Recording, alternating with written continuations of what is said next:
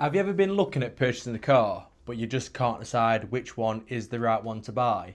Whether that be you don't know which model to go for, whether it be is it the right price, is that dealer safe to use? Well, I'm going to give you a walkthrough today of exactly what to look for and what steps you should take when purchasing a car. Stay tuned.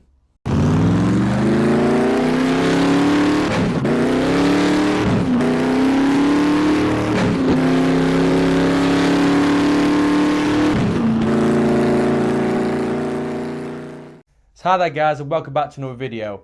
I'm going to help you guys with a step-by-step process of what you should do when looking at purchasing a car. Understandably, when you're buying a car, it is quite a stressful process, especially from a customer's point of view. Number one, there's so much choice about. I mean, if you look on Auto Trader, there's thousands and thousands of cars, and obviously there's other sites as well, like Gumtree, eBay, Car Gurus, Morpheus Motors, all that sort of stuff. So it is really hard looking through all that and finding the correct car for you. So the first step that I'd be taking is to find the right model of car for you. And you can find that, guys, by doing a bit of research. So what I would say to do is to get a collection of, just say 5 cars that you like. Okay, so use a few examples. Audi, Mercedes, BMW, all that sort of stuff. But you want to be finding the actual model you like. So whether it be a BMW 1 Series, whether it be a Mercedes A-Class, whether it be, I don't know, a Seat Leon, anything, what you like, get a list of them together, and then that will help you break down the pros and cons to each model of car that you've selected. Now, if you're looking for a bit of information on these vehicles, there are really good review sites like Parker's, for example. They'll give you a write-up of the car and a rating out of 5. They'll rate it on the economical side of things, safety, performance, all the really important things when it comes to buying a car. After reading through all the information of the models that you're potentially interested in, filter it down to one car that stands out the most. You want to make sure that the car that you've chosen, number one, you like the look of it, but you're also happy with the write-up of the car. The biggest one, guys, is reliability, and that is something that I think has been really affected in the car market, especially with your newer vehicles, as in my opinion, the quality has come down over time. When you found the car that you like, so whether it be off of Auto Trader, for example, so it's the right colour for you, it's the right engine, and it's that one model that you're particularly looking for, the first step I would be taking before I even inquire on the vehicle is to run an MOT history check. So to do an MOT history check, guys, is completely free. It's really easy to do, but I will do a little demonstration and add it into the video of what you need to be looking for on the MOT history check. We're going to use a vehicle that we've got here as an example. So we have a 58 plate Audi A3, which has just come in part exchange. So guys, what you want to be checking for on the MOT history is if the vehicle's failed a lot of its MOTs, or the passes that it has it got a lot of advisories on it? Because that will give you a bit of an insight to that vehicle. Has it been looked after in its life by its previous owners? If it's failed a lot of MOTs or it's got a lot of advisors on year, it's usually a sign that that customer is not maintaining the vehicle properly and they're just waiting for the MOT to come up to then get it through its MOT at a minimal cost. Now, that would be a big red flag for me as a buyer, because if that vehicle does have lots of advisors on or it's failed a lot of MOTs, then what condition is that vehicle in? So let's just say you've checked the MOT history and you're happy with what it looks like. The next step that I would be doing before I even look at the car physically is to run a HPI check on it. The reason why I'd say to run this before is to avoid you getting attached to that vehicle by looking at it physically. Because understandably, us as humans, we like nice shiny things. And if we're falling in love with something in our heads, then when we go and see it, that could change the judgment of what decision we make when buying a car. So with a HPI check, that would just eliminate straight away things like, has the car been written off? Has it ever been stolen before? Has it ever had a mileage issue? So is there a discrepancy in the mileage? And it also will tell you how many owners that car has had. So in my opinion, if a vehicle has had, let's just say, 9 or 10 owners on it, it's not always the case that that vehicle is a bad car. It could be the case that it's run through family.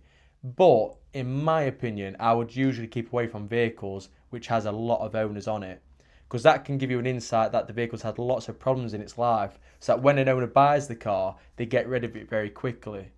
It's really important that you do a HPI check, because as much as dealers can be truthful and honest, you could run into a dealer that is not truthful and honest and would explain and describe the car and advertise it as HPI clear, even though it's not.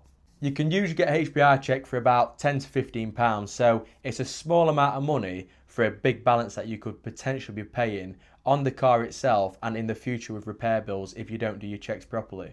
So you've done your HPI check, you've also checked your MOT history, and you're happy with both of them. They've all got green ticks on them. The next thing to do is obviously ring up the dealer that you've seen the vehicle with and also book an appointment with them to go and view the car. At that point, I would use it as an opportunity to ask questions about the vehicle. So I'd be asking, is there service history with the car? That'd be the main one for me.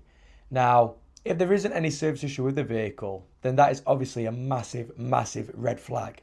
In my opinion, if a car's got no service history with it, there's two ways to look at it. One of them is it has been serviced throughout its life, but the person has lost the service book for the car, and the other one is that it's never been serviced in its life.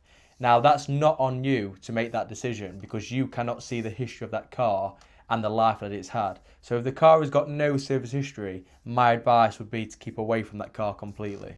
But let's just say the car has got service history, so that's fantastic. There's a big thumbs up, whether it be main dealer service history or independent garages, as long as it's got a year-on-year history or maybe the odd one or two gap here and there, that's a big thumbs up. The next question I'd be asking is, where was the car purchased from? So was it a part exchange, or have you sourced this car using the likes of auction, or has it been a private purchase? Again, just to get a bit of a feel for the car. I would then obviously be asking the likes of what condition is the vehicle in. So bodywork wise, has it got rust on it, for example? Has it got any nasty scuffs or dents on it? Is the windscreen okay? Is there any cracks? Are there any chips? These are really important things to be asking. And then the main thing is how does the vehicle run? So are there any mechanical issues that dealer is aware of the vehicle? If they say no, that's fantastic. Then I'd probably be arranging to book a viewing on that car, and that'll lead me on to my next step. So just in that process, when you've rang the dealer and you've asked a few questions about the car, I would always just have a quick look at that car dealership's reviews. Now, that reviews just give you a bit of an idea of how that dealer runs their site.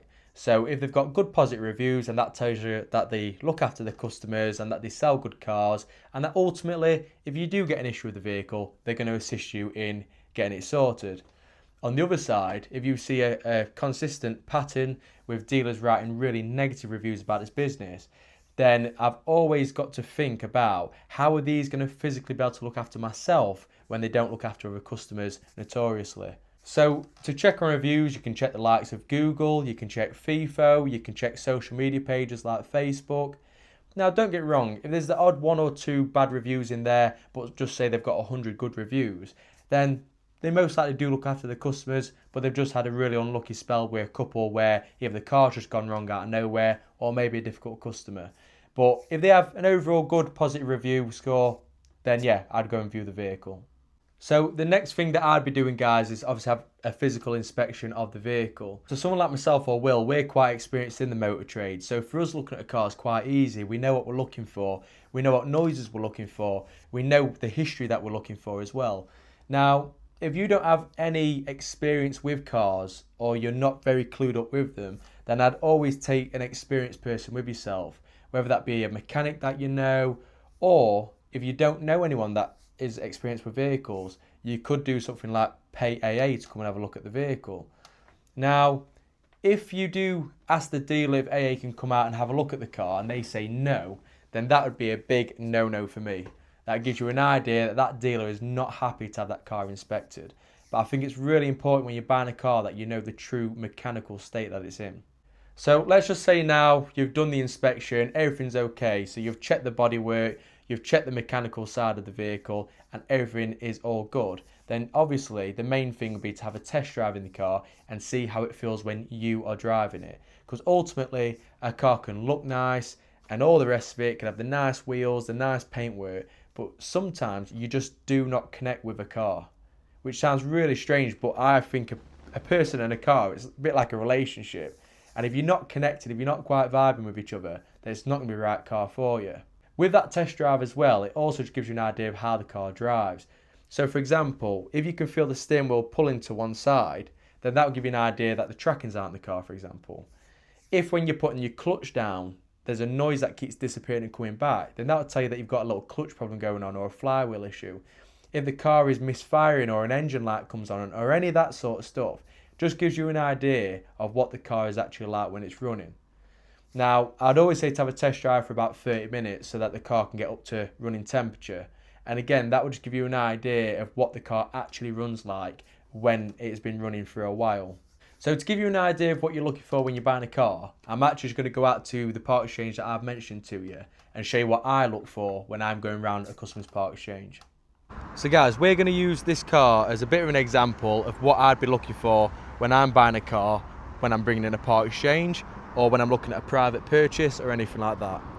So I would always start at the front or the back of the car, and I would work my way around. Okay, so start at the front, and what you want to be looking for here, guys, is any scuffs on the bumper corners. So for example, on this one, you can see there's a little chip here. Other than that, that corner's not too bad. Also, just be checking the headlights. Are they firm or are they wobbling? That'll tell you that the brackets are snapped and it might have been in a little bang. Same for the bottom. Are all the clips in properly, which on that side they are. Obviously go around to the front and just check all the grills on the car. So on this one, everything feels okay on that grill. Check the bonnet for any dents. Bonnets are notorious for dents, guys. Things hit them, things land on them. Sometimes people even run on them. Cats and stuff like that. So just check the bonnet for any bumps, any knocks, any scuffs, which again, this one ain't too bad. Just got a little chip there, for example. And then you want to follow that down to the front left bumper corner. So again, let's check the headlight. That's nice and firm. The bumper corner itself, it's not too bad. And then we've got the bottom fog light. Again, everything feels firm and where it's supposed to be. So let's move away around to the wing. So what you're looking for here again is any dents. That'd be the first thing I'd be looking for, any nasty scuffs. But the first thing I can notice on this car straight away is rust. Now, let's check this wheel whilst we're at it. So again, you're looking for any scuffs on the wheel, which on this one, as you can see there, it's got scuffs. And just check the tyres for treads. So this one here has got quite a good tread on it. Now, you're working your way to the passenger front door. Again, any scuffs, any dents. On this one, all fairness, it's not too bad. Let's move on to the rear door. Now, you want to take your time with this, guys. Don't be rushing or letting the dealer make you feel like you rush when doing this. It's really important that you're checking every panel on this car. You want to check the panel gaps as well to make sure that they're straight. So on here, straight away, can you notice this lacquer peel? Okay, so that's something that could be hidden on photos, because on photos, guys, you can get away with quite a lot of damage. So even though a car looks nice on photos, when you go and see it, it might not look as nice. Again, there's another bit of rust there. Just check the rear wheel, same thing as the front, guys. Any scuffs, which there is on this one. Just check the treads again. So there's a fair bit of tread on that. And then we want to go around to the passenger back left. Again, is there any scuffs? Well, it doesn't look like it from where I am. The back quarter is okay as well. Let's just check the headlight. Nothing seems to be wobbling. And then you want to get to the rear of the car, guys. That'll just let you check the full rear bumper. And I can see from a mile away on the boot, on this one, there's a big hole in the boot. So that would give me a big warning sign about this car's not been looked after very well. Again, damage that could be hidden on photos. There's more lacquer peel. And then you just make your way around, guys, and you would do the same on the driver's side as what I've just done on the passenger. You would then make your way back to the front of the car, and that way you have obviously completed a body inspection of the vehicle. Obviously, in my opinion, the most important thing that you need to be checking is the engine. So what you're checking here for it, guys, is you're checking for oil levels, you're checking for coolant levels, and any sort of breaks or cracks in any sort of engine components. Now on this one, just take the oil filler cap off. We're checking for any mayo there, guys. Now, sometimes mayo can indicate a head gasket has failed, other times it doesn't. Okay, so that doesn't necessarily mean that head gasket has failed. It can be caused from short journeys where you get a lot of condensation. And you want to just be checking the coolant. Is the coolant nice and coloured, or is it murky like this one? So that one's not in very good condition. Now, big thing here, guys, is checking for the oil level itself. So on here, the dipstick's just at the front. Okay, so that oil level is okay. And like I say, you just want to have a quick poke around. Is there any leaks? So on this one, you see quite a lot of oil leak in here, and also on the engine down there. That's obviously not a good sign. There's also oil leaking around there as well, guys. Again, not a very good sign. So for this car here, if I was coming to inspect this vehicle as a private buyer from a dealer, I would be turning around saying no to this car because it's not in very good condition. So guys, that's just a quick video just to show you what you're looking for when you're purchasing a car. And I hope it helps you, honestly, for when you buy your next one. But if you do need any more advice from me, please just get in touch. I'm always more than happy to help. If you can like, subscribe and comment, guys, I'd really appreciate it. It really does help us, and our subscribers are growing quite a lot recently. So we're obviously doing something right, and again, I thank you for your support. But take it easy, take care, and we'll see you for the next one, guys.